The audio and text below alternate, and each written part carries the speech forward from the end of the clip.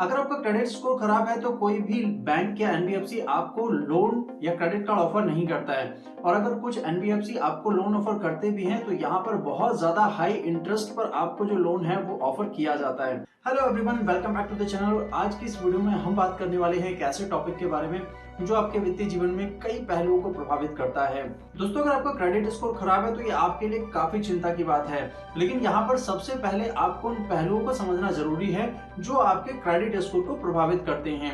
अगर आप भी अपना क्रेडिट स्कोर अच्छा बनाकर रखना चाहते हैं तो इन पॉइंट्स को ध्यान में रखकर आप अपने क्रेडिट स्कोर को अच्छे तरीके से मेंटेन कर सकते हैं और एक बेटर क्रेडिट स्कोर बनाकर रख सकते हैं। उससे पहले अगर आप भी क्रेडिट कार्ड से related regular information and update time to time पाना चाहते हैं तो चैनल को सब्सक्राइब करने के साथ साथ बेल आइकॉन जरूर प्रेस कर लीजिएगा ताकि फ्यूचर वीडियोस की नोटिफिकेशन आपसे मिस ना हो। इसके अलावा आप हमें इंस्टाग्राम, टेलीग्राम और व्हाट्सएप पर फॉलो कर सकते हैं। लिंक आपको नीचे डिस्क्रिप्शन में मिल जाएगा। सबसे पहले शॉर्ट में समझ लेते हैं क्रेडिट स्कोर क्या होता है। अब जिनको क्रेडिट स्कोर के बारे में पता है बहुत अच्छी बात है, और जिनको नहीं पता है आपको पता होना चाहिए। क्रेडिट स्कोर बेसिकली 3 अंकों की एक संख्या होती है जो आपके क्रेडिट वर्थनेस को दर्शाता है। अब यहाँ पर खासकर हिंदुस्तान में ये जो संख्या है 300 से 900 के बीच में होती है। 300 सबसे कम स्कोर होता है और 900 हाईएस्ट स्कोर होता है। अब यहाँ पर आपका जो स्कोर है जितना ज्यादा होगा उतना आपके लिए बेस्ट है, उतनी आसानी से यहाँ पर आपको लोन और क्रेडिट कार्ड का अप्रूवल मिल जाता है। आपके इसी अच्छे क्रेडिट स्कोर को देखकर ही बैंक या एनबीएफसी यानी कि जो आपको लोन या क्रेडिट कार्ड देते हैं वो ये पता लगाते हैं कि आपको क्रेडिट कार्ड या लोन देना कितना जोखिम भरा है और यहाँ पर आपको कितने तक की जो लिमिट है यानी कितनी क्रेडिट लिमिट या कितना उधार जो है वो दिया जा सकता है।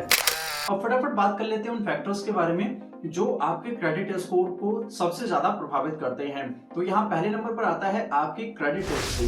दोस्तों, जब भी हम किसी बैंक या एनबीएफसी से कुछ भी उधार लेते हैं, चाहे हमने लोन लिया है या फिर क्रेडिट कार्ड लिया है, तो वो बैंक या एनबीएफसी उसकी रिपोर्ट क्रेडिट रेटिंग एजेंसी के साथ में शेयर करना शुरू कर देते हैं। अब ये ज्यादातर मंथ के आखिरी दिन जो है उनकी तरफ से रिपोर्ट की जाती है।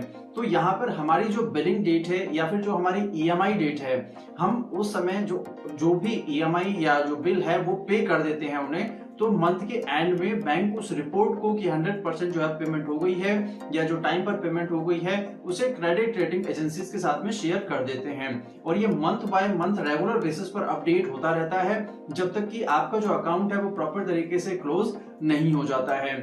तो इस केस में यहाँ पर आपकी जो क्रेडिट हिस्ट्री है वो क्रिएट होती रहती है। अब जितनी अच्छी आपकी क्रेडिट हिस्ट्री होगी आपके लिए उतना बेहतर रहता है। तो यहाँ पर आपकी जो भी ईएमआई है या फिर जो भी आपका क्रेडिट कार्ड का बिल है उसे टाइम टू टाइम आप पे करते रहें। यहाँ पर किसी भी तरीके से 1-2 दिन का डिले या फिर जो लेट पेमेंट है वो यहाँ पर आपकी नहीं होनी चाहिए। दूसरा पॉइंट यहाँ पर आता है क्रेडिट यूटिलाइजेशन। आप देखिए, अगर आप क्रेडिट कार्ड का इस्तेमाल कर रहे हैं तो यहाँ पर ज्यादातर जितने क्रेडिट कार्ड एक्सपर्ट हैं वो आपको आपका क्रेडिट यूटिलाइजेशन अंडर 30% रखने की सलाह देते हैं, क्योंकि जितना ज्यादा आप क्रेडिट यूटिलाइजेशन आप यहाँ पर करते हैं यानी कि आपका जो लोन अमाउंट है या जो आपका कर्ज है वो बहुत ज्यादा है आपके ऊपर और ये एक नेगेटिव इम्पैक्ट जो है वो यहाँ पर दर्शाता है। कई बार हम अपनी इनकम से ज्यादा जो खर्च है वो कर देते हैं जिसकी वजह से हमारा जो कर्ज है वो लगातार बढ़ता चला जाता है। तो ये पर्सनल तौर पर भी हमारे लिए काफी नुकसानदायक हो सकता है। ज्यादा क्रेडिट का इस्तेमाल करना हमारे फाइनेंशियल स्ट्रेस को भी दर्शाता है। तो यहाँ पर बैंक या फिर जो दूसरा जो जहां पे हम क्रेडिट कार्ड या लोन के लिए अप्लाई कर रहे हैं यानी जो लेंडर है या जो एजेंसी है वो यहाँ पर ये देखते हैं कि हमारी जो इनकम है वो कम है और हमारे जो खर्चे हैं वो ज्यादा हो रहे हैं। तो यहाँ पर आगे हमारे लिए लोन या क्रेडिट कार्ड जब भी हम अप्लाई करते हैं उसमें अप्रूवल के चांसेस जो है वो कम हो जाते हैं। तो कोशिश कीजिए कि यहाँ पर आपका जो क्रेडिट यूटिलाइजेशन है वो अंडर 30% रहे, जिससे आपका फाइनेंशियल स्ट्रेस जो है वो भी कम रहता है और मेंटली स्ट्रेस भी आपको कम ही रहेगा। अगला जो पॉइंट यहाँ पर आता है वो आता है आपकी क्रेडिट हिस्ट्री की एज, यानी कि आपकी जो क्रेडिट एज है ओवरऑल। दोस्तों, यहाँ पर जितना ज्यादा आपकी क्रेडिट एज होती है उतना आपके लिए बेनिफिशियल होता है। बहुत सारे लोग बहुत कम समय में मल्टीपल क्रेडिट कार्ड या लोन जो है वो अप्लाई कर देते हैं जिससे उनकी क्रेडिट एज जो ओवरऑल क्रेडिट एज होती है वो भी डिवाइड हो जाती है। अब यहाँ पर आपकी जितनी ज्यादा क्रेडिट एज होती है आपने उतनी अच्छी जो है क्रेडिट हिस्ट्री यहाँ पर बनाई होती है, पेमेंट हिस्ट्री बनाई होती है। तो ये आपके लिए काफी जो है हेल्पफुल हो जाता है जब भी आप नए क्रेडिट कार्ड या लोन के लिए अप्लाई करने जाते हैं। तो यहाँ जितनी ज्यादा आपकी क्रेडिट एज होगी आपको उसका उतना एडवांटेज मिल जाता है। तो जब भी आप अपने सबसे पहले क्रेडिट कार्ड को क्लोज करते हैं या जो पुराने कार्ड है उनको क्लोज करते हैं, तो उससे पहले जो है कई बार आपको सोचना चाहिए। अगर आप उनको मैनेज करके रख सकते हैं किसी भी तरीके से तो मैनेज करके रखिए, क्योंकि उनको क्लोज करते ही आपकी जो क्रेडिट हिस्ट्री है वो उसी अकॉर्डिंग कम हो जाती है। अगला जो पॉइंट यहाँ पर आता है वो है टाइप ऑफ क्रेडिट। अब बहुत सारे लोग एक ही तरीके का क्रेडिट जो है वो इस्तेमाल करते रहते हैं, या तो उनके पास में सिर्फ क्रेडिट कार्ड ही होता है या फिर लोन ही होता है। तो यहाँ पर आपको मिक्स क्रेडिट कार्ड जो है वो इस्तेमाल करना चाहिए। मिक्स क्रेडिट जैसे कि आपका सिक्योर्ड या अनसिक्योर्ड जो है वो क्रेडिट हो गया, पर्सनल लोन आपने ले रखा है, क्रेडिट कार्ड आपने ले रखे हैं, ईएमआई जो है वो आपकी जा रही है, या फिर मॉर्गेज लोन आपका चल रहा है, तो ये आपका जो मिक्स क्रेडिट है वो क्रिएट करते हैं। और यहाँ पर इसका जो बेनिफिट है वो आपको मिलता है, आप अपना जो लोन है वो टाइम से पे कर देते हैं, क्रेडिट कार्ड की आपकी जो भी बिल है या ईएमआई है वो आपके टाइम से चली जाती है। तो यहाँ पर ये दर्शाता है कि आप किसी भी तरीके का जो भी आपका बेसिकली लोन है या जो भी आपके डेट है उसको आप आसानी से मैनेज कर सकते हैं, टाइम से आप उनको पे कर सकते हैं। तो ये आपके ओवरऑल क्रेडिट स्कोर पर एक पॉजिटिव जो इंपैक्ट है वो डालता है, एक पॉजिटिव स्कोर यहाँ पर आपको बनाता है। बेसिकली इन शॉर्ट आपको अपने क्रेडिट को मैनेज करके रखना होता है, ये सबसे ज्यादा इंपॉर्टेंट है दोस्तों, कि आपने लोन लिया हुआ है, आपने क्रेडिट कार्ड लिया हुआ है, आप उसको टाइम से पे कर रहे हैं। इसका मतलब ये नहीं है कि आप बिना किसी जरूरत के या फालतू में जो है छोटे बड़े सारे लोन लेकर रख लें।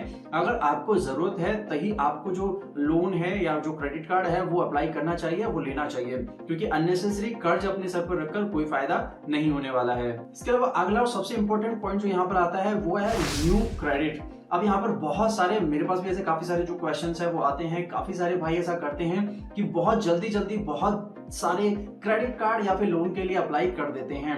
अब एक क्रेडिट कार्ड अप्रूव हो गया तो उसके कुछ दिन बाद ही उन्होंने दूसरे कार्ड के लिए अप्लाई कर दिया, फिर कुछ दिन बाद तीसरे क्रेडिट कार्ड या लोन के लिए अप्लाई कर दिया, या फिर एक जगह से जो है वो लोन या क्रेडिट कार्ड नहीं हो पा रहा है तो फटाफट दूसरे किसी बैंक या जो एनबीएफसी है वहां पर अप्लाई करते रहते हैं।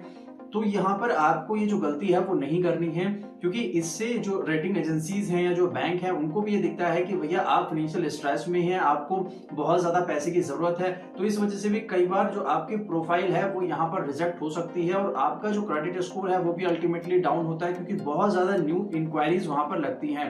अब जितनी बार भी हार्ड इंक्वायरी आपकी लगती है दोस्तों, तो आपका क्रेडिट स्कोर जो है वो कुछ पॉइंट तक यहाँ पर कम हो जाता है, क्योंकि हर बार आपकी जो रिपोर्ट है वो निकाल कर देखी जाती है।